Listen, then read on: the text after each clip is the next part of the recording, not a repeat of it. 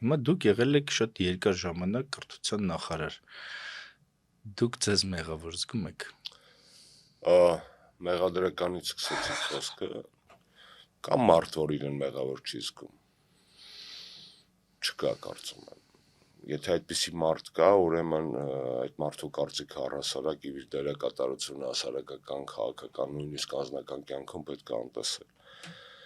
որովհետև ինքնահավան պինգվինների և պավլինների ժամանակը վաղուց անցել է։ Ինչ-որ մի փուլում գուցե դա անձի տրանսֆորմացիայի անխուսափելի էտապ է, հատկապես երիտասարդ տարիքում, բայց նայելով իմ անցած ճանապարհին, իմ ընկերների ճանապարհին, կուսակցության ճանապարհին, կարող եմ ասել և այո, և ոչ։ Այո, ինչպես նորմալ մարդ, ոչ, որովհետև հարցի ենթատեքստի մեջ, ձեր վերարտադրած դիսկուրսի ենթատեքստի մեջ կա մի կարևոր բան, այդ հարց տվող մարդիկ ով են, իրանք մեղավոր են, թե չէ, ձեր մասին դուք ասացիք կա դիսկ, կա, որ այդ անգրագիտությունն է պատճառը։ Հիմա